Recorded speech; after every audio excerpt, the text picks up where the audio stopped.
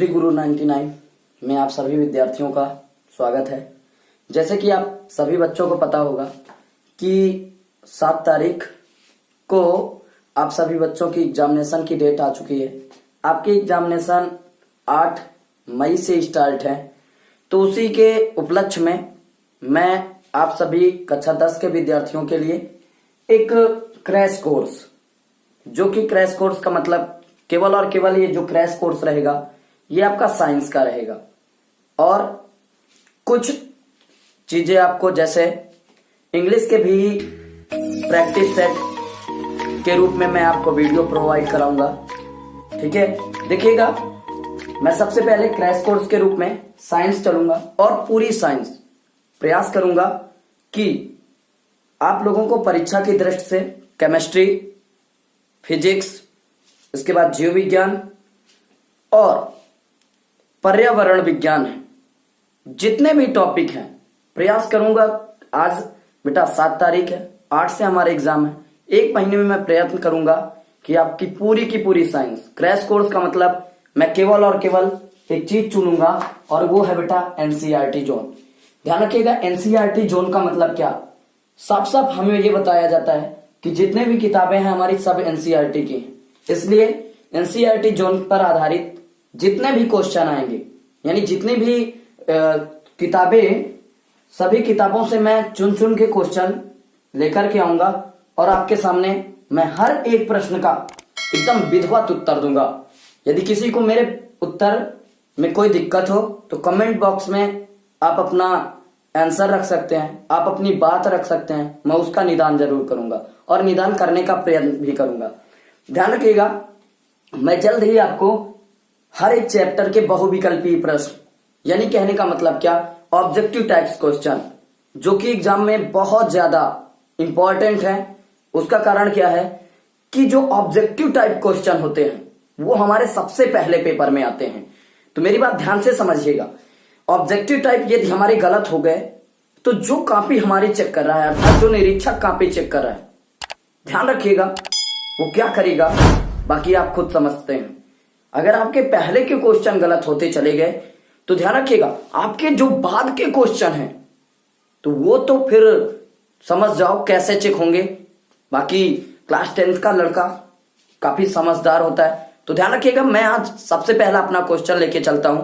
यदि क्वेश्चन में कोई दिक्कत हो तो बिल्कुल आप लोग बता सकते हैं और प्रयास करिएगा।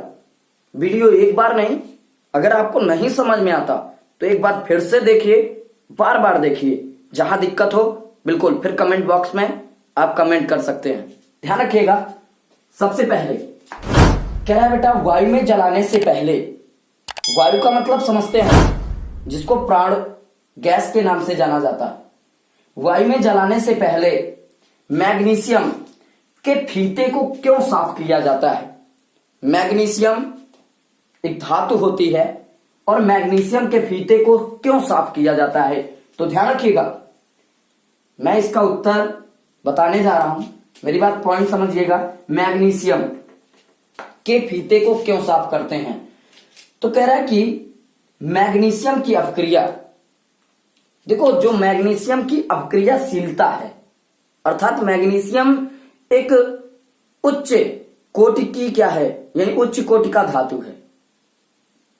यानी कहने का मतलब क्या कि मैग्नीशियम की अपक्रियाशीलता, यानी उसकी जो अपक्रियाशीलता है वह बेटा अधिक होने के कारण, क्या होने के कारण, अधिक होने के कारण, बात समझिएगा, अधिक होने के कारण या अधिक होने पर यह वायुमंडलीय ऑक्सीजन, बेटा हमारे वायुमंडल में क्या ऑक्सीजन उपस्थित है, ऑक्सीजन तथा नमी भी है, आर्द्रता जिसको बोलते हैं, तो नमी से अपक्रिया करके जो मैग्नीशियम होता है आपका, वो मैग्नीशियम ऑक्साइड, किसमें बेटा, मैग्नीशियम ऑक्साइड तथा हाइड्रोक्साइड की एक अक्रिय परत बना लेता है। यानी कहने का मतलब क्या, पॉइंट समझिएगा, जब हमारा मैग्नीशियम, यानी जो मैग्नीशियम की पट्टी है, तो वो क्या करती है, वायुमंडल में जो उपस्थित हमारी वायु तथा जो नमी है उसके साथ वो क्रिया कर लेता है, और क्रिया करने के पश्चात करता क्या है, वह बेटा उसी मैग्नीशियम को मैग्नीशियम ऑक्साइड बात समझिएगा, मैग्नीशियम ऑक्साइड तथा हाइड्रोक्साइड की एक अक्रिय परत बना लेता है। ध्यान रखिएगा, ये जो अक्रिय परत है इसको हम साफ किससे करते हैं? तो ध्यान रखिएगा, अगर हिंदी भाषा में देखा जाए तो आपने अपने घर में सुना होगा और उस शब्द को बोलते हैं रेगमाल। क्या बोलते हैं बेटा? रेगमाल। तो ध्यान रखिएगा, रेगमाल के द्वारा हम क्या कर सकते हैं? इस मैग्नीशियम की पट्टी को क्या कर सकते हैं? साफ कर सकते हैं। समझ में आया ना? रेगमाल के द्वारा हम क्या कर सकते हैं? ये जो इस मैग्नीशियम की पट्टी के ऊपर जो मैग्नीशियम ऑक्साइड अर्थात जो परत जम चुकी है उस पट्टी को हम क्या कर सकते हैं? साफ कर सकते हैं। इतनी चीज समझ में आई? ठीक है, ध्यान रखिएगा, ये जो मैग्नीशियम की पट्टी होती है इसको साफ करने के लिए और एक चीज प्रयोग कर सकते हैं, वो है सैंड पेपर। क्या है बेटा? Sand paper. सैंड पेपर को ही रेगमाल कहते हैं। मतलब समझिएगा, रेगमाल की अंग्रेजी क्या होती है? तो रेगमाल की अंग्रेजी सैंड पेपर होती है। समझ में आया ना? रेगमाल की अंग्रेजी क्या होती है बेटा? तो रेगमाल की अंग्रेजी क्या होती है? सैंड पेपर होती है। एक चीज और बता दे, साइंस में यदि आप क्या करेंगे, इंग्लिश प्लस हिंदी, यानी यदि भले आप हिंदी मीडियम के छात्र हैं परंतु जैसे कोई हेडिंग पूछता है, जैसे उसने हमसे क्या पूछा है, जैसे थोड़ी देर के लिए उसने हमसे कोई अपक्रिया पूछी है, जैसे विस्थापन अपक्रिया पूछी है, तो विस्थापन का मतलब होता है डिस्प्लेसमेंट। अर्थात कहने का मतलब क्या कि डिस्प्लेसमेंट विस्थापन की अंग्रेजी होती है। तो वहां पर हेडिंग डालेंगे इस केस से और फिर क्या करेंगे बेटा? डिस्प्लेसमेंट अंग्रेजी से लिखेंगे। यदि आप इतना करते हैं तो आपके नंबर, मैं इतना जानता हूं, आप साइंस में ध्यान रखिएगा 95 प्लस। और एक चीज बता दें, जब तक अच्छी मेहनत नहीं करोगे तब तक आप इस पोजीशन पर नहीं पहुंच पाए। ध्यान रखिएगा। इसी के उपलक्ष्य में एक दूसरा क्वेश्चन देखते हैं। देखिएगा, मैं बार बार कह रहा हूं बेटा, हम लोग एनसीईआरटी पर ज्यादा फोकस करेंगे, ठीक है? तो उसी के उपलक्ष्य में देखिएगा नेक्स्ट क्वेश्चन कह रहा है, निम्नलिखित रासायनिक अपक्रियाओं के लिए संतुलित समीकरण लिखना है। मतलब ये जितनी भी रासायनिक समीकरण हैं इनमें आपको करना क्या है बेटा? तो संतुलित करना है। यानी संतुलित का मतलब बैलेंसी, यानी हर एक जगह हमको बैलेंसी क्या करनी है बेटा? बराबर करनी है। तो ध्यान रखिएगा, सबसे पहले कह रहा है हाइड्रोजन। क्या बोला है बेटा? हाइड्रोजन। तो हाइड्रोजन मतलब हाइड्रोजन, ठीक है? तो हाइड्रोजन कहीं ना कहीं गैस है, तो हाइड्रोजन की क्रिया यानी H2 की क्रिया किसके साथ कराते हैं बेटा? क्लोरीन। किसके साथ कराते हैं बेटा? क्लोरीन। जहां क्लोरीन भी हमारी क्या है बेटा? एक प्रकार की गैस है। तो यानी H2 प्लस Cl2, ठीक है? H2 प्लस Cl2 की क्रिया जब हम आपस में यानी हाइड्रोजन प्लस क्लोरीन की क्रिया कराते हैं तो हमें हाइड्रोजन क्लोराइड का मतलब हाइड्रोजन और क्लोराइड का मतलब Cl यानी HCl प्राप्त होता है। अब देखिएगा, यहाँ पर H के कितने तत्व हैं बेटा? तो यहाँ पर H के कितने हैं? 2। यहाँ पर H के कितने हैं बेटा? 2। और यहाँ पर H के कितने हैं? 1। तो हमारा कर्तव्य क्या बनता है? अगर इसमें H 2 है तो इधर भी ये वाला पक्ष जो होता है ये आपका क्या कहलाता है? ये कहलाता है आपका अभिकारक। और जो इधर का पक्ष होता है ये आपका क्या कहलाता है बेटा? उत्पाद कहलाता है। क्या कहलाता है बेटा? उत्पाद कहलाता है। अंग्रेजी में इसे कहते हैं रिएक्टर्स और इसे क्या कहते हैं बेटा? तो प्रोडक्ट्स। फिर से समझिएगा, इसे कहते हैं रिएक्टर्स और इसे क्या कहते हैं बेटा? प्रोडक्ट्स। ये अभिकारक होता है, ये उत्पाद होता है। तो काम क्या करेंगे? H के इधर 2, Cl के इधर 2, इधर H का 1 और Cl के भी कितना बेटा? 1। तो हमारा कर्तव्य क्या बनता है? इसमें कितने का मल्टीप्लाई करा दें बेटा? 2 का। यानी अब देखिएगा, इधर H के 2, इधर Cl के 2, इधर H के कितने? 2 और इधर Cl के कितने? 2। तो ये वाला आपका समीकरण क्या हो गया बेटा? बैलेंस हो गया। ध्यान से समझिएगा, कोई भी चीज कठिन नहीं होती, यदि तुम उसको मानोगे तो वह क्या है बेटा? कठिन होती है। बेरियम क्लोराइड की क्रिया जब एल्यूमिनियम सल्फेट के साथ कराते हैं तो हमें क्या प्राप्त होता है बेटा? Barium sulphate plus aluminium chloride प्राप्त होता है। देखिएगा कैसे करेंगे, ध्यान रखिएगा। बेरियम क्लोराइड, बेरियम को हम प्रदर्शित करते हैं बेटा Ba से। बेरियम को किससे प्रदर्शित करते हैं बेटा? तो Ba से। और बेरियम क्लोराइड तो यानी BaCl2, तो कितना आ जाएगा, Ba की बैलेंसी कितनी होती है बेटा 2, क्लोरीन की बैलेंसी कितनी 1, तो ये इसका फार्मूला क्या बनेगा, बेरियम क्लोराइड का फार्मूला BaCl2। ध्यान रखिएगा BaCl2 प्लस एल्यूमिनियम सल्फेट, तो एल्यूमिनियम का मतलब क्या Al और सल्फेट का मतलब क्या बेटा SO4। ध्यान रखिएगा एक चीज और बता दूं, Al एल्यूमिनियम की बैलेंसी कितनी होती है, तो ध्यान रखिएगा यहां पर एल्यूमिनियम की बैलेंसी 3 होती है और SO4, तो ध्यान रखिएगा SO4 की बैलेंसी कितनी होती है 2, तो SO4 का 2 इसमें आ जाएगा तो आ जाएगा Al2SO, यानी Al2 और SO4 में क्या लग जाएगा थ्राइज, तो ये पूरा बन जाएगा Al2SO4 का होल थ्राइज गिव्स बेटा बेरियम सल्फेट। तो बेरियम सल्फेट का मतलब क्या, तो बेरियम सल्फेट का मतलब Ba और सल्फेट का मतलब क्या BaSO क्या आ जाएगा बेटा 4। बेरियम सल्फेट का मतलब क्या BaSO4, बात समझ में आई, BaSO कितना आ जाएगा बेटा 4, समझ में आया ना। और फिर क्या है प्लस एल्यूमिनियम क्लोराइड, तो एल्यूमिनियम क्लोराइड का मतलब क्या होता है, तो ध्यान रखिएगा एल्यूमिनियम क्लोराइड का क्या होगा बेटा Al, फिर क्या आ जाएगा क्लोराइड का कितना हो जाएगा, तो AlCl2 कितना होगा बेटा AlCl2। इतनी चीज समझ में आई। अब इसको हम क्या करते हैं, अब हम इसको बैलेंस करते हैं, अब हम इसको क्या करते हैं बेटा बैलेंस करते हैं। तो देखिएगा कैसे बैलेंस करेंगे, मैं आपको बता रहा हूं कि मैं आपको केवल और केवल 5 सेकंड दे रहा हूं, 5 सेकंड में आप लोगों को तुरंत एक बार प्रयास करना है, नहीं तो फिर मैं तो वैसे भी बताऊंगा ना, मैं तो आपकी सेवा में हाजिर हूं, ध्यान रखिएगा, परंतु आपको भी क्या करना है बहुत अच्छा प्रयत्न करना है। तो मैं 5 सेकंड, ठीक है देखिएगा,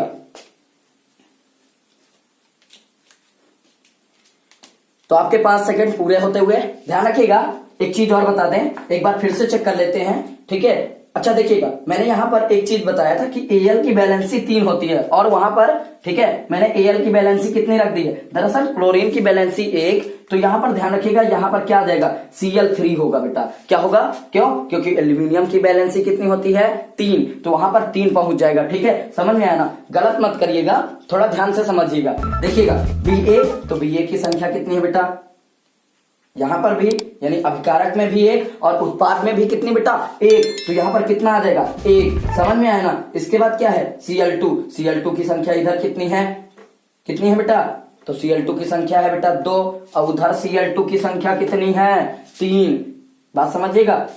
और एक चीज समझिएगा Al की संख्या इधर कितनी है बेटा, तो Al की संख्या इधर है 2 और उधर Al की संख्या कितनी है, तो ध्यान रखिएगा इधर 1 SO4 की संख्या इधर है बेटा 3 और इधर SO4 कितने हैं, तो इधर कितने हैं बेटा केवल और केवल SO4 की मैंने बात की है, तो यहां पर SO4 कितना है 1, कितना है बेटा 1। तो आपका कर्तव्य क्या बनता है, सबसे पहले आपको Cl2 इनको बैलेंस करना है, और अगर Al2 को बैलेंस करेंगे तो ध्यान रखिएगा यहां पर कितने का गुणा कराएंगे 2 का, यानी Al2, तो जैसे ही मैंने Al2 में रखा तो 2Al हो जाएगा, और जैसे ही मैंने इसमें 2 लगाया तो कितना आ जाएगा 3 दूना 6, यानी क्लोरीन अर्थात Cl कितना हो जाएगा, तो 6 हो जाएगा। तो आपका कर्तव्य क्या बनता है, इसको 6 बनाने के लिए क्या करा देंगे, इसमें कितने का गुणा करा देंगे 3, कितने का गुणा करा देंगे बेटा 3, और जैसे ही बेटा मैं इसमें 3 का गुणा करा दूंगा तो Ba की संख्या कितनी हो जाएगी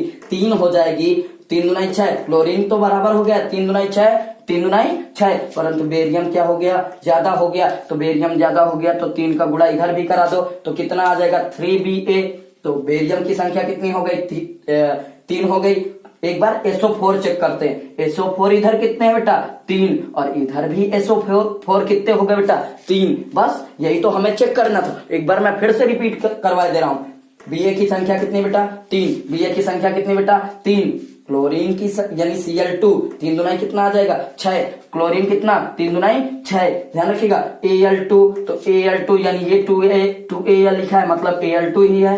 SO4 का होल थ्राइज मतलब SO4 की संख्या कितनी 3, इसके पहले कुछ तो नहीं है, ठीक है, तो ध्यान रखिएगा SO4 कितना आ जाएगा 3 आ जाएगा। ध्यान रखिएगा यहां पर SO4 की बात की जाए तो SO4 कितने हैं 3, समझ में आया ना। तो ये आपका कैसा समीकरण हो गया, ये आपका संतुलित समीकरण हो गया। संतुलित समीकरण की परिभाषा क्या होती है, तो ध्यान रखिएगा संतुलित समीकरण की परिभाषा होती है बेटा जहां अभिकारक तथा उत्पाद यानी जो हमारे क्या होते हैं बेटा जो हमारे रिएक्टर्स होते हैं और जो हमारे प्रोडक्ट्स होते हैं, दोनों की संख्या क्या होनी चाहिए, दोनों की संख्या क्या होनी चाहिए, समान होनी चाहिए। यानी दोनों के यौगिक या तत्वों, यानी दोनों के यौगिकों या तत्वों, यानी जो तत्व होते हैं, इन तत्व के जो परमाणु होते हैं वो क्या होने चाहिए बेटा, समान होने चाहिए। आगे देखिएगा, ठीक है, ध्यान रखिएगा। अगला क्या है बेटा, तो ध्यान रखिएगा, अगला है सोडियम प्लस, क्या बेटा, सोडियम प्लस जल, यानी सोडियम प्लस जल, अर्थात सोडियम की क्रिया किसके साथ कराते हैं, जल के साथ कराते हैं, तो क्या प्राप्त होता है,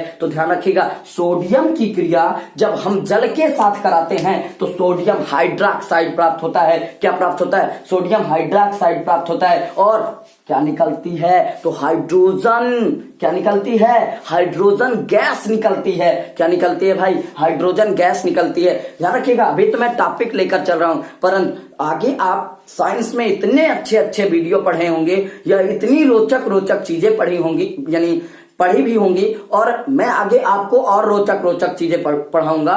इतना इंटरेस्ट आपको साइंस में मैं दूंगा। ध्यान रखिएगा, खासकर बायोलॉजी। ध्यान रखिएगा, मैं बहुत अच्छे जितना मुझसे हो सकेगा मैं पॉइंट लेके आऊंगा। एक बार मेरा वीडियो लाइक करिएगा, सब्सक्राइब करिएगा मेरा चैनल, और शेयर भी करिएगा। समझ में आया ना, इसको एक बार बनाते हैं। देखिएगा, सोडियम, सोडियम का मतलब क्या होता है बेटा, Na कितने नंबर में है, तो 11 नंबर में। कितने नंबर में, 11 नंबर में। ध्यान रखिएगा, मैं आपको हर एक चीज के वीडियो धीरे धीरे प्रोवाइड कराता रहूंगा। समझ में आया ना, ठीक है, बात समझ में आई। आगे देखिएगा, प्लस जल, तो जल का मतलब क्या बेटा, H2O, जल का मतलब क्या, H2O गिव्स सोडियम हाइड्रोक्साइड, तो सोडियम हाइड्रोक्साइड का मतलब क्या, NaOH, सोडियम हाइड्रोक्साइड का मतलब क्या बेटा, NaOH प्लस हाइड्रोजन का मतलब क्या बेटा, तो हाइड्रोजन का मतलब क्या बेटा, H2, हाइड्रोजन गैस है ना, तो गैस का सिंबल दे देते हैं बेटा। गैस का सिंबल क्या होता है, तो ध्यान रखिएगा, ऊपर की ओर, ठीक है, यानी इसके ऊपर की ओर पखना उड़ा देंगे। क्या उड़ा देंगे, अपनी भाषा में, हिंदी भाषा में पखना उड़ा देंगे। और एक चीज बताएं, हम इस केमिस्ट्री के भी पखना उड़ा देंगे, यानी एक भाषा कहते हैं ना, हम उसके पखना उड़ा देंगे। यानी जब कोई मुर्गी छीली जाती है तो उसके सबसे पहले पखना उड़ाते हैं ताकि वो भाग ना पाए। तो इसी प्रकार पहले इसको अच्छे से समझ लेते हैं अब एग्जाम की दृष्टिकोण से, ठीक है। ध्यान रखिएगा, ये आपकी एग्जाम में पैनिसिया का काम करेगा। पैनिसिया का मतलब होता है रामबाण का काम करेगा। ध्यान रखिएगा, फिर से इसकी एक बार बैलेंसी कर लेते हैं, देखा जाए। Na 1, बिल्कुल सही।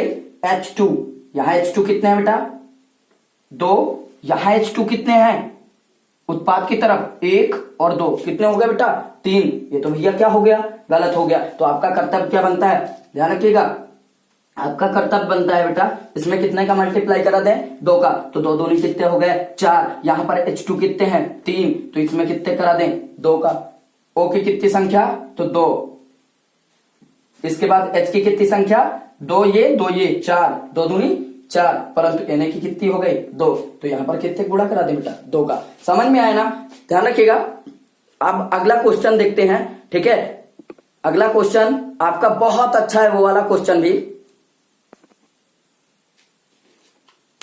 बस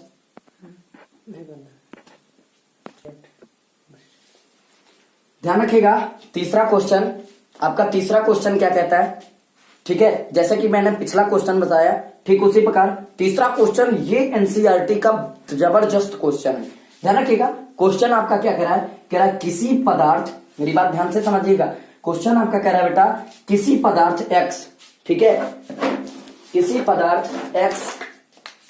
पदार्थ X के विलयन का उपयोग, बेटा किसी पदार्थ X, ठीक है, क्या बोला है, किसी पदार्थ X, ठीक है, के विलयन का उपयोग, सफेदी का मतलब समझते हैं, घरों में बेटा जो सफेदी कराई जाती है, जैसे ये थोड़ा सस्ता प्रोग्राम होता है, मतलब समझ रहे हैं, ये गांव देहात में ज्यादा होता है। मेरे ख्याल से जितने भी लड़के मुझे देख रहे होंगे या जितने भी स्टूडेंट मुझे देख रहे होंगे बेटा, सब गांव देहात से बिलोंग करते होंगे, सफेदी के बारे में अच्छा जानते होंगे। सफेदी के बारे में अच्छा, एक चीज और बता दे, एक चैप्टर आपने कक्षा 9 में पढ़ा होगा, टॉम सायर में सफेदी के बारे में बताया गया है, व्हाइट वॉश, समझ में आया ना, तो पुताई करने के सेंस में। तो ध्यान रखिएगा, सफेदी करने के लिए किसका प्रयोग होता है, तो आपने अपनी भाषा में नाम सुना होगा, बात समझिएगा। पहले का उत्तर क्या है, तो ध्यान रखिएगा, पहले का उत्तर है बेटा चूना। क्या है बेटा, चूना, मेरी बात ध्यान से समझिएगा।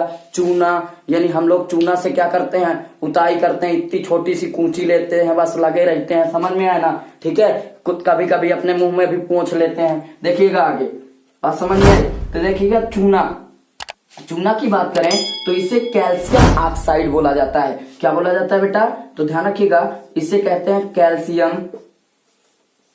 Calcium oxide. क्या कहते हैं बेटा, कैल्शियम ऑक्साइड कहते हैं। क्या कहते हैं भाई, कैल्शियम ऑक्साइड कहते हैं। ध्यान रखिएगा, कैल्शियम ऑक्साइड की बात करें तो कैल्शियम ऑक्साइड का फार्मूला होता है CaO। क्या होता है बेटा, CaO। कैल्शियम ऑक्साइड का फार्मूला क्या होता है, CaO। समझ में आया ना। देखो सफेदी जो चूना पोतते हैं ना, ठीक है, वही होती है सफेदी, उसका फार्मूला क्या होता है, कैल्शियम ऑक्साइड होता है। कैल्शियम ऑक्साइड यानी CaO। समझ में आया ना। ये पहला नंबर था। दूसरा नंबर इसी का देखिएगा, दमदार है ये भी। कह रहा है उपरोक्त। अब उपरोक्त कौन है भैया, तो उपरोक्त कौन है, यही है। तो उपरोक्त ये है, तो उपरोक्त एक में यानी उपरोक्त एक में लिखे पदार्थ X, ये X है कौन, तो यही तो है भाई, यही तो है X। ये कोई भूत थोड़ा नहीं है, ये X एक पदार्थ है। X एक क्या है बेटा, यानी यौगिक है। बात समझ में आई। तो ये जो पदार्थ है, कह रहा है इसकी क्रिया जल का मतलब समझते हैं ना, जल का मतलब पानी। ठीक है, बात समझ में आई। इंग्लिश में क्या कहते हैं, वाटर। समझ में आया ना, क्वार्टर नहीं भाई, वाटर। देखिएगा आगे। ठीक है, चलिए भाई अगला है क्या, किसकी क्रिया हम करा दें बेटा, चूना। तो चूना की क्रिया किसके साथ करा दें बेटा, तो चूना की क्रिया किसके साथ करा दें, चूना की क्रिया हम किसके साथ करा दें, तो चूना की क्रिया हम जल के साथ करा दें। किसके साथ, जल के साथ। बहुत ठीक है, सब लोग हम लोग करा लेते हैं। बताएं कैसे, दुकान में जैसे देखा होगा खाने वाला चूना होता है, समझ में आया ना भाई। हम तो खाते नहीं, ठीक है, बाकी जितने लोग देख रहे होंगे काफी लोग मसकते होंगे, समझ रहे हो, मसकने का मतलब समझ रहे हो, चुरा चुरा के।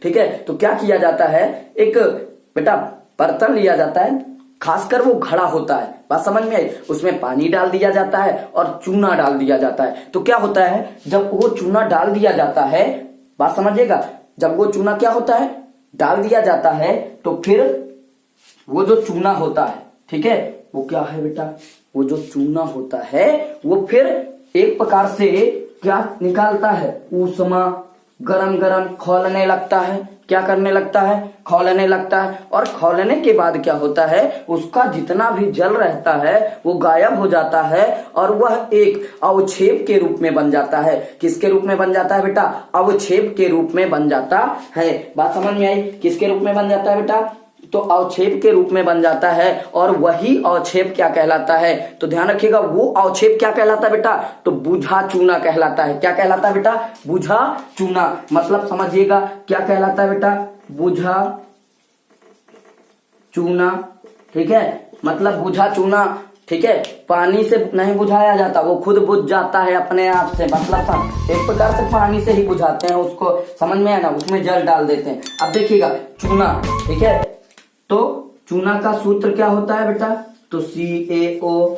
समझ में आया ना, क्या होता है बेटा, CaO। अब प्लस जल का सूत्र क्या होता है, तो जल का सूत्र क्या होता है, तो H2O होता है। और जब H2O की क्रिया कराते हैं तो हमें क्या, CaOH का होल ट्वाइस, यानी बुझा चूना का सूत्र होता है CaOH का होल ट्वाइस, प्लस ऊष्मा, प्लस क्या प्राप्त होती है बेटा, ऊष्मा प्राप्त होती है। यही हमारा इसका क्या था, आंसर था। यही हमारा क्या था, इसका आंसर था। समझ में आया ना, यही हमारा इसका क्या है बेटा, आंसर। कोई दिक्कत, अगर अभी भी कोई किसी को दिक्कत हो तो बिल्कुल कमेंट बॉक्स में आप कमेंट कर सकते हैं। अगर आपको वीडियो नहीं समझ में आता, मैं बार बार कह रहा हूं, एक बार नहीं 100 बार देखिए। ठीक है, देखिए भाई अपना अगला क्वेश्चन क्या है बेटा, यानी अपना अगला प्रश्न क्या है, कह रहा है कि जब लोहे की कील को, किसकी कील को बेटा, लोहे की कील, मतलब जिससे हम कुछ ना कुछ पंच करके गाड़ देते हैं, या पंच की जो कील होती है वो भी एक प्रकार लोहे की कील होती है। ठीक है, यानी पेच जो गाड़ते हैं। कह रहा है जब लोहे की कील को कॉपर सल्फेट, बेटा कॉपर सल्फेट यानी कॉपर सल्फेट के विलयन में क्या कर देते हैं, डुबोया जाता है। जब लोहे की कील को अर्थात कॉपर सल्फेट के विलयन में क्या करते हैं बेटा, डुबो देते हैं। मतलब समझिएगा, जब मान लो एक परख नली ले लें, क्या ले लें बेटा, एक परख नली ले लें और उस परख नली में हम कॉपर सल्फेट का घोल ले लें। किसका घोल ले लें बेटा, कॉपर सल्फेट का घोल ले लें। और क्या करेंगे, कॉपर सल्फेट का घोल लेने के बाद एक धागे के द्वारा हम क्या करें बेटा, एक धागे के द्वारा हम इसमें एक कील डुबो दें। हम इसमें क्या डुबो दें बेटा, हम इसमें एक कील डुबो दें। क्या डुबो दें बेटा, कील डुबो दें। तो होगा क्या,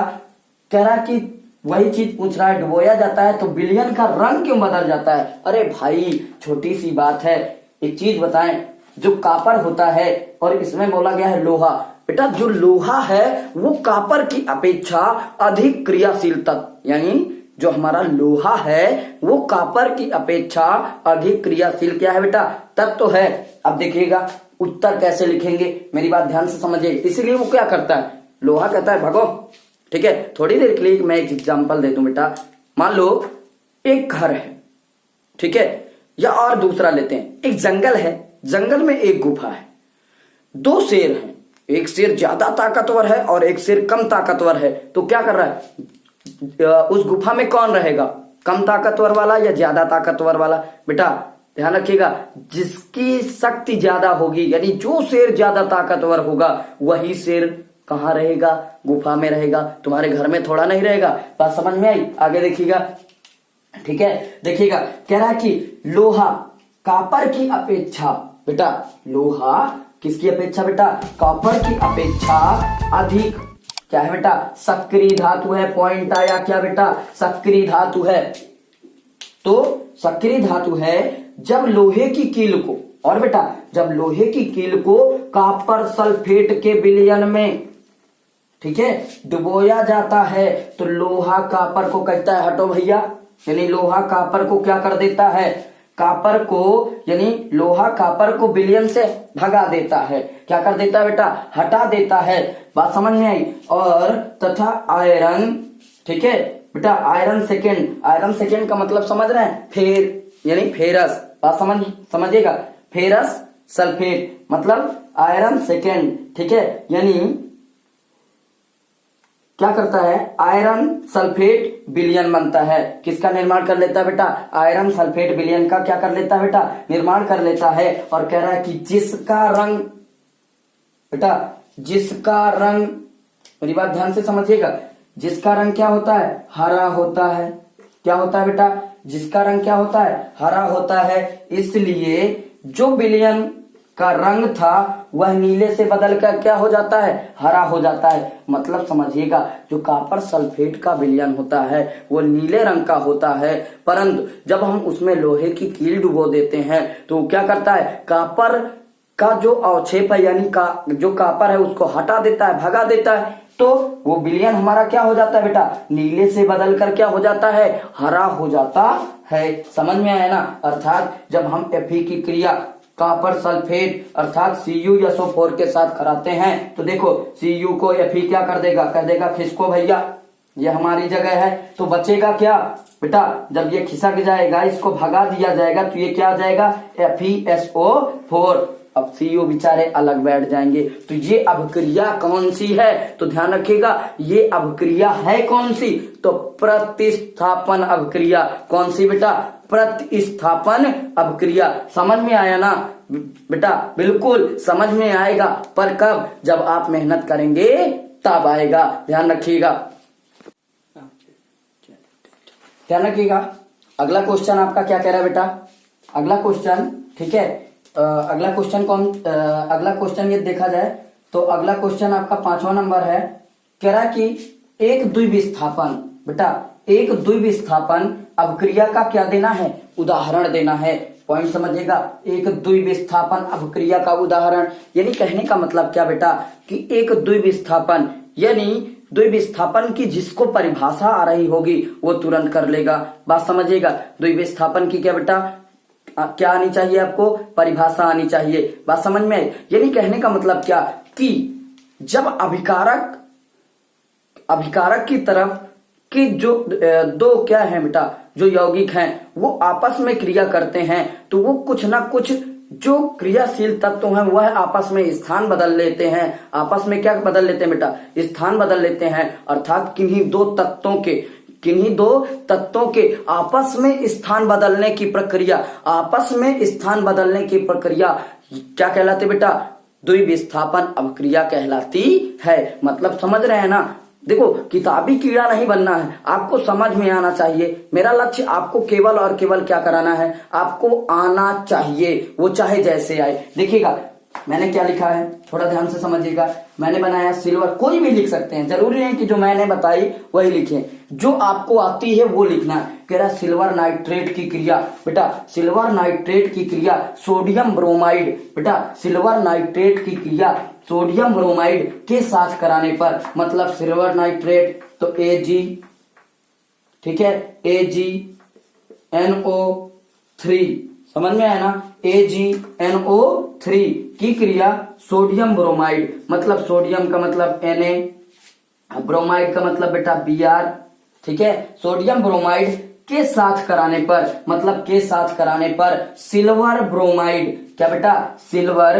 ब्रोमाइड, सिल्वर का मतलब Ag, अब ब्रोमाइड का मतलब बेटा Br, तो क्या बेटा? सिल्वर ब्रोमाइड के साथ कराने पर सोडियम नाइट्रेट मतलब Na, बेटा NaNO3 प्राप्त होता है। क्या प्राप्त होता है? NaNO3। एक बार चेक कर लेते हैं। मैंने क्या बताया बेटा? मैंने बताया है कि किसकी बेटा? सिल्वर नाइट्रेट, ठीक है, की क्रिया हम किसके साथ कराते हैं बेटा? सोडियम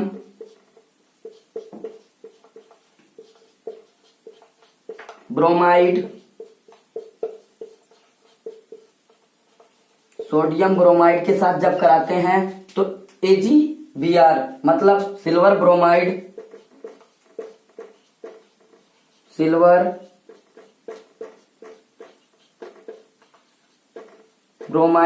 प्लस सोडियम नाइट्रेट, क्या बेटा? सोडियम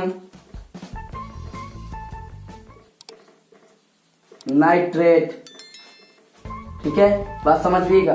क्या बेटा? सोडियम नाइट्रेट प्राप्त होता है, मतलब समझिएगा, जब सिल्वर नाइट्रेट की क्रिया सोडियम ब्रोमाइड से कराते हैं तो क्या प्राप्त होता है? सिल्वर ब्रोमाइड प्राप्त होता है। और क्या प्राप्त होता है बेटा? Sodium nitrate. अब मैं आपको समझा रहा हूं द्विविस्थापन कैसे। देखिएगा, यहाँ Ag किसके साथ है? NO3 के, और यहाँ Ag किसके साथ है? Br के। यहाँ Na किसके साथ है? Br के। देखो Na ने क्या किया? NO3 के साथ अपना दोस्ती कर ली, और Ag ने क्या किया? ये Br के साथ दोस्ती कर ली, यानी दोनों ने आपस में अपने अपने क्या बदल लिए? स्थान बदल लिए। आपस में अपने अपने क्या बदल लिए? तो ध्यान रखिएगा, आपस में अपने अपने क्या बदल लिए बेटा? स्थान बदल लिए। तो ये आपकी अभिक्रिया क्या कहलाती है बेटा? द्विविस्थापन अभिक्रिया कहलाती है। मतलब समझ रहे हो ना? यह आपकी अभिक्रिया क्या कहलाती है? तो द्विविस्थापन अभिक्रिया कहलाती है।